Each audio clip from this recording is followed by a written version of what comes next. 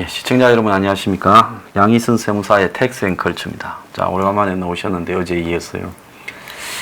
자, 요즘 주택 이야기를 좀, 요즘 뭐 서울 도심에 지나다니다 보면 청년주택, 네. 뭐 이런 거 들어보셨죠? 네. 근데 거기 주변에 입주한 친구들이 한 명이라도 봤습니까? 청년주택. 제주에는 없습니다. 나도 네. 아직 못 봤어요. 네. 그래서 양 세무사는 지금 주거는 어떻게 해결하고 계세요? 네, 저는 그냥 월세를 내면서 살고 있습니다. 네. 월세. 네. 아이고 저 세무사 하면서 돈을 좀 안 벌었습니까? 네. 전세를. 서울 전세가 좀 녹록지는 않더라고요. 네. 네. 그래서 좀 더 모아서. 지금 네. 세무사 몇 년 하셨죠? 저는 10년 정도 했고요. 10년 했는데 네. 전세금을 아직 안 모았었어요? 다른 너무 많이 네. 너무 많이 써서 그랬나? 물론 예. 모은 돈도 있고. 네. 네. 그래, 모은 돈이 네. 있고 그렇게 해야지. 근데 네. 이 서울에서 혼자 사는 그 네. 여성 네. 이 주거 문제 부분이 네. 좀 다들 어떻게 느끼는가? 친구들은 다 혼자 사는 친구들은 어떻게 네. 살아요? 어디서 살아요? 그러니까 결혼 안 한 친구들은 저처럼 네. 사실 뭐 월세 아니면 전세 혼자 그냥 살죠. 네. 그게 뭐 원룸이 됐건 오피스텔이 됐건 빌라가 됐건 네. 사실 좀 아직까지는 예. 그 결혼한 제주인은 집에 대해서 사실 그렇게 중요하게 생각하지를 좀 않아요. 아무래도 저같이 일하는 처음부터 아예 포기를 해서 그러나 아니 아니, 혼자서 집을 산다라는 거는 그 나이에 생각을 할 수 없어서 그러나. 그런 것보다는 네. 그러니까 집이 뭐 내 집, 약간 내 집 네. 마련 이런 거에 대해서 사실 조금 그렇게 심각하게 생각하지 않은 것도 있고요. 예, 그거 왜 그럴까요? 뭐 저만 보더라도 네. 저도 그냥 제가 살다가 그냥 더 이제 계약 기간이 끝나거나 예. 조금 더 좋은 집으로 가고 싶거나 할 때 좀 예. 바로 이제 이사를 할 수 있고 예. 그다음에 제가 뭐 직장이나 뭐 그런 거에 따라서 좀 이렇게 유동적으로 옮길 수 있게 방향도, 네, 옮길 수 있게 뭐 회사 근처로 간다든지 뭐 그렇게 하고 싶지. 네. 네, 그러니까 뭔가 물론 구매해서 네. 집을 사서 뭐 그걸 내 진짜 부동산을 보여놓은 건 좋겠죠. 그래서 네. 근데 그거에 욕심 있는 사람들도 있고요. 네. 제 주위에 보면은 이제 정말 집 욕심, 뭔가 이제 구매를 하고 싶어 하는 사람도 있고, 아니면 정말 월세를 막 한 달에 100만 원 이상 예. 내면서 그냥 좋은 그냥 그 컨디션의 어떤 빌라라든지 오피스텔에 들어가서 살다가 또 뭐 더 좋은 오피스텔로 이전을 한다든지 그렇게 그냥 좀 옮기면서 사는 친구들도 있어요. 네. 대략 주거 비용에 들어가는 돈이 네. 그러니까 월세나 관리비가 소득의 몇 프로 이하 돼야 편안하다고 생각하십니까? 근데 이거는 진짜 자기가 생각하는 거 좀 기준이 좀 다른 것 같은데 양 세무사 네. 기준으로 봤을 때 저는 월세를 사실 그렇게 많이 하진 않아요. 물론 예. 이제 이거는 어떻게 보면 상대적일 수는 있는 건데 뭐 예를 들면은 저는 월세는 예를 들면 제가 사는 공간은 지금은 예. 한 달에 뭐 100만 원 이상 나가면 약간 부담될 것 같아요. 네. 부담될 것 같아요. 그러니까 그게 부담이라는 게 이제 월급이 예를 들면 내가 뭐 100만 원이다, 200만 원, 300만 원이다 이 기준이 있을 수 있잖아요. 제가 예를 들어서 월급을 200만 원을 벌어요. 근데 월세가 100만 원이 나가요. 그럼 사실 반이잖아요. 근데 제가 정말 월세 빼고 공과금 빼고는 아무것도 돈 들 게 없어요. 예를 들면 뭐 식대나 이런 것들도 다 뭐 자급자족으로 잘 해놓고 이래서 그러면 이제 본인은 만족하면서 살겠죠. 예를 들어 다른 저축 안 한다고 하면은. 근데 뭐 제가 예를 들면 뭐 500만 원, 뭐 1000만 원 이렇게 뭐 얼마를 벌어요. 그거 사실 100만 원은 큰 비중이 아닐 수 있잖아요. 그러면은 그러니까 소득 대비 퍼센트지로 봤을 때 월세 비율이 몇 프로 이하 정도면 젊은 사람들이 만족하다 이렇게 보십니까? 자꾸 강요하시는 것 같은데 글쎄요, 너무 다양해서 근데 제 기준에 봤을 때는 저는 20% 근데 보통 보니까 20% 넘는 사람들도 많은 것 같아요. 그래서 그게 이제 굉장히 과학적인 게 내가 물어보는 이유가 사람들이 월세가 소득의 30%를 넘어가면 이제 저축하기가 어려워진다. 30%는 어렵죠. 네. 그렇게 이야기를 하더라고요. 그게 한국뿐만 아니라 미국도 그렇고 자기 소득의 30% 이상이 만약에 그 월세로 지출되면 그 사람은 이 삶이 굉장히 빡빡해진다 하는 그런 대략적인 과학적 기준이 있어요. 30%를 제외하면 70%가 남은 거잖아요. 그럼 거기서 이제 뭐 이제 생활비 되고 공과금 뭐 이것저것 빼면 뭐 뭐 먹고는 또 살아야 되니까. 먹고 살고 옷도 사고 문화생활하고 네, 사회생활도 해야 되고 하니까 그건 사실 빠듯하죠. 저축까지 하기에는 빠듯하죠. 뭐 특히 이제 이건 근로자 기준이겠죠. 근로자들은 월급이 대부분 뭐 정해져 있으니까요. 그래서 이제 보너스 나오는 달은 이제 이슈 달이라서 그때 이제 저축을 하시거나 뭐 여행을 가신다든지. 요즘도 보너스가 있습니까? 어때요? 그건 연봉 어떻게 계약하냐에 따라서 다르니까. 네. 아니 그 보통 연봉 계약을 해서 연봉을 12로 나눠서 받는 거 아닙니까? 보너스가 따로 있나요? 성과급인가? 성과급 따로 있는 데도 있고요. 제가 아는 이제 대기업 다니는 친구들은 네 있어요. 그 회사가 어떤 그날 그 현재 그 연도 그 진짜 그 대기업 실적에 따라서 성과급이 지급되기도 하고요. 네. 보너스를 갖다가 옛날에는 석 달에 한 번씩 줬잖아요. 네. 우리 옛날에 학교 다닐 때는 직장 우리 내 또래들이 다닐 때는 보너스라고 해가지고 석 달에 한 번씩을 주는 걸 보너스로 했어요. 그러니까 1년에 한 4번 정도가 나와요. 제가 아는 데들은 격달로 한 번씩 나오는 데도 있어요. 격달로요? 근데 그거는 사실 연봉에 다 포함돼서 계산이 돼서 그렇게 주는 거겠죠. 그러니까 석 달이든 2달은 사실 그렇게 정기적으로 주는 거는 이미 연봉 계산에 저희가 다 포함을 시켜서 그렇게 주는 거죠. 그래서 이제 한국도 어느 사이에 보니까 이 페이가 연봉제로 거의 정착이 됐죠. 네, 아무래도 왜냐면 처음에 자기가 요새는 정말 그 직원분들, 근로자분들이 하도 정보가 많이 뭐 노동법이라든지 네이버만 검색해봐도 정말 다 나오거든요. 그러다 보니까 본인이 처음 들어갈 때 정확히 얼마를 받고 내가 어떤 뭐 진짜 요새는 이제 트렌드가 자꾸 너무 지원해 주잖아요. 내가 그러면 사대보험은 얼마를 지원을 받는지, 그래서 내 월급이 토탈 얼마인지 이런 걸 굉장히 정확하게 굉장히 정확하게 처음부터 그러니까 따져보고 체크하고 가더라고요.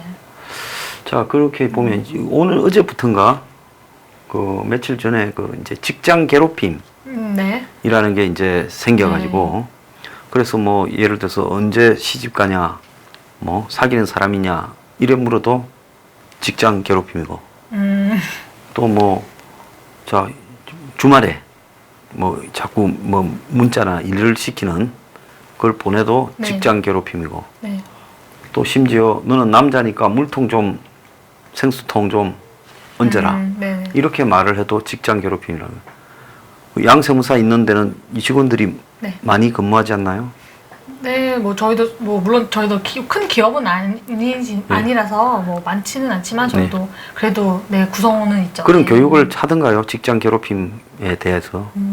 아니요, 저희는 괴롭힘 조금 이제 세무사무실이 좀 다양할 수는 있는데 저희 사무실 같은 경우는 자기 일만 다 하면은 좀 약간 자유롭거든요. 그래서 그렇게 그런 거는 없는 것 같아요. 근데 지금 뭐 오늘 그 회식이 있어. 전부 빠지지 말도록 해. 이렇게 말해도 직장 괴롭힘 신고에 해당이 된다는 거예요. 그럴 수도 있을 것 같은 게 혹시라도 이제 그 회식을 공지하기 전에 미리 선약이 있었다면 뭐 그 근로자 입장에서는 그게 뭐 중요한 약속이든 아니든 간에 뭐 본인이 그 회식을 미리 공지 알았으면은 약속을 조절했을 텐데 몰랐다 갑자기 잡힌 거면은 뭐 그렇게 생각할 수 있긴 하겠지만 저도 요새 들은 게 있어요. 그러니까 사실 이제 저희 세대라고 표현하기 좀 그렇지만 대표님이 회식하자고 하면 웬만하면 다 그날 하죠. 당일날 하자고 해도 정말 중요한 약속이 뭐 잡혀 있어서 도저히 뺄 수 없는 거 아니면 그냥 가죠. 가는데 요새는 안 그렇더라고요. 요새들은 그렇더라고요. 요즘 젊은 애들은 안 그래요? 네, 요새 애들은 안 그래요. 참. 그래도 양세무사 연배에서 세대차를 느낀다면 급격하게 변하네요. 네, 저희도 많이 느낍니다. 요즘 정부가 무슨 뭐 타다 택시를 매입해가지고 그걸 갖다가 뭐 임대료를 받고 빌려주고 타다는 또 택시에 대해서 수익금 중에 일부를 뭐 일반 택시하고의 상생 기금으로 조성하니 뭐 복잡한 소리를 했었는데 자, 요즘 또 택시에 뭐 변화가 좀 많다면서요? 네, 저도 그 최근에 이제 기사들을 계속 접하다가 원래 한번 택시가 좀 이슈가 됐었잖아요. 그렇게 이제 플랫폼 택시 이제 그런 게 나오면서 그때 한번 얘기도 나눴었고요. 근데 이제 제가 그거에 대해서 이제 계속 이제 정보가 업데이트 되더라고요. 그거에 대해서 이제 택시 관심 가지고 보니까. 네, 택시 기사님들이 이제 뭐 시위를 하기도 했었고 그 과정에서 약간 불미스러운 분신도 있고. 네, 일이 생기기도 해서 그래서 제가 생각할 때도 그때 이제 아마 정부가 뭐라도 내놔야 될 것 같다라는 저 생각을 했었거든요. 예. 왜냐면 그냥 이대로 계속 두게 되면은 기사님들의 어떤 생존 위협인 거잖아요. 예. 이거는. 그래서 가만히 있지는 않아야 될 것 같은데 라고 생각했는데 뭐 얼마 전에 기사 보니까 이제 약간 국토부에서 좀 직접 지금 당장 시행하는 거는 아닐 것 같은데 좀 안을 좀 내놓은 것 같더라고요. 보니까 뭐 그래서 택시도 약간 브랜드화 하자, 그래서 플랫폼을 하자 해서 뭐 예를 들면 택시도 삼성 S전자처럼 뭐 LG 뭐 이렇게 하듯이 택시도 뭐 A택시 회사의 그 A택시 회사 브랜드. 저희도 뭐 나름 있겠죠. 공제조합이라는 게 있잖아요. 저희 택시가. 그러니까 그런 어떤 브랜드화를 해서 그 이제 조금 더 널리 하고 좀 이렇게 하자는 뭐 이렇게 안을 한 몇 가지를 내놨더라고요. 그래서 택시가 플랫폼화 해서 기사님들이 뭔가 지금처럼 어떤 이런 뭐 카카오나 그런 거를 이용할 때 지금 약간의 어떤 불만들은 그 수수료의 문제도 있잖아요. 네, 그리고 지금 타다라든지 다른 것들은 그 택시 기사님들이 아닌데 불구하고 또 이제 택시라고? 그런 차를 운영하면서 요금을 받는 형식을 취하고 있잖아요. 그래서 그거를 이제 제가 볼 땐 그런 것 같아요. 이런 안들이 지금 자꾸 나오는 게 꼭 택시 기사님만 그런 영업을 해야 돼라고 지금 하기에는 사실 너무 플랫폼들이 많이 나왔어요. 네, 그거를 갑자기 타다를 없애고 갑자기 그걸 없애기에는 지금 너무 이제 활성화되는 저희가 모르는 것도 엄청 많이 생겨난 거 아니에요? 타다 말고도 저도 처음에 듣도 보도 못했는데 되게 많더라고요. 그러니까 종류가 몇 개가 생기는데. 근데 이제 중요한 거는 택시라는 것이 사실은 우리가 뭐 그게 수익이 낮다 해서 좀 사회적으로 낮춰보는 경향이 있는데 이것도 굉장히 오래된 전문직이거든요. 그럼요. 일본에 혹시 가서 택시 타봤어요? 일본이요? 네. 네. 일본 한국하고 그 운전석도 반대로 있고 또 반대쪽으로도 열리고 그러잖아요. 네. 그 택시 기사분들이 어떻대요? 일본에 가서 느낀 게? 물론 많은 말을 해보진 않았지만 그냥 굉장히 뭔가 물론 저희 기사님도 친절하시지만, 그러니까 이 친절함이 저희는 이제 약간 복불복이잖아요, 솔직히 말씀드리면. 근데 거기는 약간 좀 정형화되어 있는 아주 느낌? 매뉴얼화돼 가지고, 매뉴얼화되어 있는 느낌? 아주 트레이닝화돼 있어서 맞아요. 그런 손님이 느낌? 묻기 전에는 절대 말 안 하고 또 내릴 때 보면 잔도는 또 사람끼리 손으로 주고받지 않고 통에 딱 놓고 그렇게 하잖아요, 그죠? 뭐 그런 문도 또 저절로 딱 열리고 또 좀 깨끗하고. 특이한 느낌이었어요. 그러니까 친절한 기사님도 저희도 당연히 많으시죠. 당연히 많으신데 저희는 약간 그냥 그러니까 일본은 약간 좀 매뉴얼화된 느낌이었어요. 근데 이제 여기서 중요한 거는 일본에서 택시비가 어떻습니까? 한국하고 비교해보니. 사실 많이 비싸죠. 일본. 한 2.5배쯤 되겠더라고요. 제가 나리타 공항에서 오쿠라 호텔인가를 택시를 타고 왔는데 한 9만 원 나오더라고요. 그래서 타고 가면서 택시 타려면 많은 사람 한 시간도 안 걸리는데 9만 원이 나오더라고. 근데 바로 위로 보니까 조금만 걸어가면 그 고가 전철이 가더라고, 공항까지. 근데 내가 저걸 좀 걷기 싫어가지고 택시를 탔는데 9만 원 좀 나오는 걸 보고 내가 깜짝 놀랐어요. 와, 인문 택시 가격이 이리 비싸나. 그래서 일본 여행 갈 때 항상 있는 게 JPS라고 해서 뭐 JP 패스 뭐 이런 그 승차권 팔고 막 미리 그걸 뭐 구매를 하라고 이런 말을 하잖아요. 그래서 이제 느낀 게 뭔가 하면 비싸니까 택시가 전문직처럼 깍듯하게 훈련이 돼 있고 모자를 쓰고 정복을 입고 친절하고 또 어떻게 보면 싸늘한 친절이죠. 그쵸. 한국처럼 좀 구수한 부분 없이 싸늘한 친절이고 택시가 아주 쾌적하고요. 그러니까 문제는 택시 산업에서 서비스를 이야기하는 게 앱에서 문제가 아니라 앱으로 한다고 서비스가 좋아지고 아니 타다가 지금 저러지만 타다도 얼마 전에 여성 싣고 가다가 사진 찍어가지고 공유하고 또 거기도 청소를 갖다가 뭐 일주일에 한 번 한다라는 이야기도 있고 또 거기도 보면 운전하시는 분들이 다 파견 직원이라고 회사 직원이 아니라는 거예요. 그러니까 엄청나게 돌린다는 거예요. 그래서 소변 볼 시간도 없다, 밥 먹을 시간도 없다. 그런 이야기도 나오고 있어요. 월급제니 하고 좋은 점만 이야기하지. 그러니까 그게 무슨 택시니 앱이니 뭐라고 해도 그게 무슨 택시가 택시지 무인 택시가 무인 자율주행차가 아닌 이상은 그게 거기서 그게 아니겠습니까? 근데 일본에는 그렇게 이 서비스 때문에 자꾸 그런 공유 서비스나 앱, 뭐 그걸 또 모빌리티라고 이야기하고 네. 택시를 그리고 뭐 4차 산업 이야기해서 자꾸 공유 경제 이야기했었는데 택시는 택시지 뭐라고 부르든 우리가 택시한테 뭐 많은 걸 기대합니까?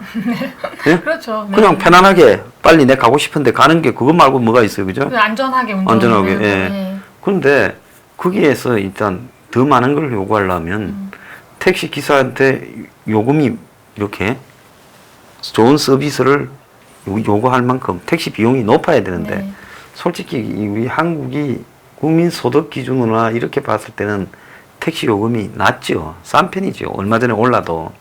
그렇죠. 근데 이거는 근데 사실 소비자 입장에서는 체감을 이제 못하는 게 네. 저도 소비자 입장이지만 그러니까 예전과 비해서 갑자기 많이 오른 것 때문에 지금 사람들이 이거를 체감을 못하는 것 같아요. 체감 못하지, 예. 그렇죠. 옛날부터 비쌌으면은 그냥 옛날부터 비쌌으면은 비싼 건데 이제 좀 오른 게 이제 좀 한 두 번인가 이렇게 좀 이렇게 좀 뭐라지 텀이 그렇게 좀 좁았죠. 그쵸. 네. 그래서 내가 얼마 전에 택시를 타니까 제가 여기 상수동에서 신도림에 우리 집까지 10,000원이 넘게 나오더라고요. 여기 거리가 한 7,000원, 8,000원 정도인데 10,000원이 넘게 이게 택시 가격이 올랐구나 네. 하는 걸 느꼈는데 네. 그런데 이제 월급을 많이 주고 이렇게 그 직종이 보장이 되면 네. 사람이 친절하고 전문성이 생기지 않습니까? 네. 근데 월급을 적게 주면서 전문성이 생기기는 어렵지 않겠어요? 그럼요. 네. 그 지금 다 연결된 건데 그 청년 취업난에서도 이렇게 일자리를 바로 오랫동안 일하지 못하고 가는 것도 예. 그러니까 그 근로자가 생각했을 때의 기준의 월급과 내가 일하는 양이 안 맞은 거잖아요. 그렇죠. 네. 그게 안 맞으니까 안 회사는 맞으니까. 자리가 있는데 왜 사람이 없냐 하고 네. 또 근로자 입장에서는 내가 거기에 가서 네. 내 생활이 안 된다. 안 그러면 내 가진 경력이나 내 노하우에 비해서 턱없이 낮다. 네. 이렇게 평가하니까 그런 거 아니겠습니까? 그죠? 네, 그렇기도 하고 이제 그러니까 지금 악순환인 게 지금 네. 최저임금 이런 게 다 악순환인 게 취업난이라 사업주 입장에서는 예전에 뭐 예를 들면 150을 줬어요. 예. 그러면은 150만큼만 기대를 하거든요. 예. 신입한테나 예. 뭐 어디 누가 오건. 근데 난 그냥 150만 줬으면 좋겠는데 최저임금 때문에 얘한테 170을 줘야 돼요. 그러면 150을 기대할 순 없어요. 그쵸? 네. 170을 기대를 해야 돼요. 그리고 150이었으면 그냥 2명 뽑으면 300만 원만 드는데 최저임금 때문에 2명 뽑으려니까 벌써 300이 넘어버려요. 그쵸? 그럼 2명을 못 뽑을 것 같아요, 나는. 못 뽑아요. 한 명만 뽑아도 170, 180에 뭐 식대까지 하면 200이니까. 그런 일이 네, 생겼죠. 4대 보험까지 부과하면 200이 넘잖아요, 사실은. 네, 그러니까. 그러면 당연히 점점 시키는 일이 사실 많아질 수밖에 없어요. 예. 네. 근데 청년 근로자나 취직한 사람 입장에서는 근로 시간은 9시부터 6시까지 정해져 있고 자기가 생각하는 그 기준이 있을 거잖아요. 근데 그거랑은 너무 다른 거겠죠. 예. 예를 들면. 네.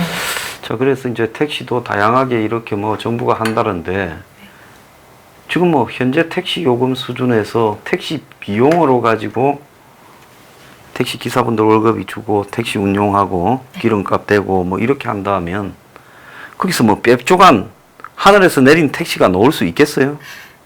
그쵸. 사실 옛날 제가 기억할 때 제가 초등학생 때인가 그 아버지 뭐 하시니 이제 이렇게 나올 때 택시 하신다 그러면은 좀 우리 그냥 잘 사는 애들이 좀 있었어요. 그렇죠. 옛날에는 네. 택시에서 집도 사고 잘 사는 사람이 그쵸. 있었어요. 네, 아시죠?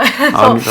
네. 근데 지금은 택시 기사님들이라고 하면은 아주 고생하시는 네, 분들. 고생하시고 예. 그냥 정말 열심히 사시는 분이라고 생각하지 택시로 돈을 그러니까 엄청 많이 번다고 생각하진 않거든요. 근데 옛날 네. 택시하고 지금 택시하고 비교해 보면 요즘도 뭐 택시 서비스를 비판하는 사람도 있지만은 많이 좋아졌어요. 한국 네, 택시가. 맞아요. 저도 예. 그거는 인정해요. 네, 한 네. 최근에 5, 6년, 10년 사이에 택시가 굉장히 좋아졌어요. 네. 예. 그러니까 사실 친절하신 분도 더 많이 늘었고요. 네. 승차 거부도 이제 그건 좀 약간 이제 나라에서 좀 법도 규제를 했지만 네, 네. 승차 거부도 많이 없어졌고요. 네. 네. 사실 옛날에는 저도 많이 당했기 때문에 다 그러시진 않지만 정말 비 오는 날 짐 들고 최악의 때 승차 거부 당하면 정말 슬프거든요. 그리고 또 옛날에는 보면 뭐 이 승차 거부도 있고 또 돌아서 가서 네, 아주 맞아요. 그냥 네. 멀고 뭐 잠깐 옛날에 내가 저기 과천에 정부 종합청사 좀 다닐 때 술 먹고 모범 택시 탔는데 잤어. 나중에 보면 택시비가 7만 원, 6만 원 나와 있는데 아직도 돌고 있어. 미터기가 몇 번 맞은 적도 있어요. 그런 네. 일을. 그래서 그땐 정말 화동하고 그러는데 제가 그 택시도 많이 좋아졌습니다. 그래서 궁극적으로는 택시 자체에서 사람들이 그 수입을 이렇게 일정하게는 향유할 수 있게 하는 것이 중요하지. 무슨 종류의 택시냐고 해서 특별히 친절하고 덜 친절하고는 그건 저는 그럴 수는 없다고 봐요. 네, 맞아. 그래서 이제 제가 그 최근에 그 본 기사 중에 요거는 좀 한번 생각해 볼 필요가 있다고 한 게 이제 반반 택시라고 네. 그 어떤 이제 이것도 이제 플랫폼이긴 한데 네. 플랫폼을 이제 제시한 분이 계신데 이 반반 택시가 뭐냐 해서 봤더니 이거는 택시 기사님들이 하시는 거고요. 그러니까 이 반반 택시라는 개념은 그런 어떤 타다라든지 이런 택시 기사님 아니신 분들이 하는 플랫폼 서비스가 아니더라고요. 그래서 택시 기사님들이 신청을 해서 지금 제가 알기로는 이건 아직 바로 지금 반반 택시가 나온 거는 아니고요. 선 서비스로 택시 기사님한테 신청을 받았다고 해요. 그게 지금 제가 기사로 본 그때 시각에서는 서울권에서 지금 이거는 서울권 얘기고요. 한 1,600명 정도 기사분께서 만약에 이런 플랫폼이 나온다면 한다고 신청을 하셨다고 하거든요. 그래서 조금 설명을 드리면은 왜 우리 예전에 합승 그 택시 기사님들은 이제 옛날에 비슷한 방향으로 갈 때. 옛날에 했었잖아요, 사실. 저희도 사실 그게 절실하게 필요했을 때도 있고. 그럼요. 예. 택시 잡기 어려울 때 어려울 방향이 때, 같으면 뭐 네, 탈주면 맞아요. 어딥니까? 고맙다고 네, 하지. 그렇죠. 그리고 요금도 그냥 혼자 내도 그냥 아무 말 없이 내고 다 네. 그랬는데 그게 이제 사실 이제 법으로 제재가 됐잖아요. 그래서 합승은 불법. 이제는 불법이고 안 되는 걸로 예, 그렇게 되어 있는 상태인데 이제 이거를 합숙이 아닌 이제 동승의 개념으로 해서 이제 플랫폼을 만들자. 이제 앱으로 해가지고 네. 이 가는 길에 네, 이제 네, 매칭이 맞아요. 되도록. 그러니까 이거는 기사님들이 합승을 하는 개념이 아니라 네. 저희 같은 저는 이제 그 택시가 필요한 사람이라고 치면은 제가 앱을 이용해서 이제 카카오 택시 부르듯이 이제 부를 건데 근데 저는 이제 이거 부르면은 이제 그 반경 이제 뭐 안에서 1km던 그 반경 내에서 저와 같이 동시에 같은 목적지 또는 이제 같은 경로 이제 이렇게 목적지 아마 설정할 거 아니에요. 그럼 이제 그거를 데이터를 통해서 그렇게 예, 이제 그쵸. AI로 정해야겠죠. AI로 맞아. 데이터를 통해서 매칭을 시켜주는 거예요. 예. 네, 그래서 그게 소비자가 오케이 하면은 이게 이제 동승이 되는 거예요.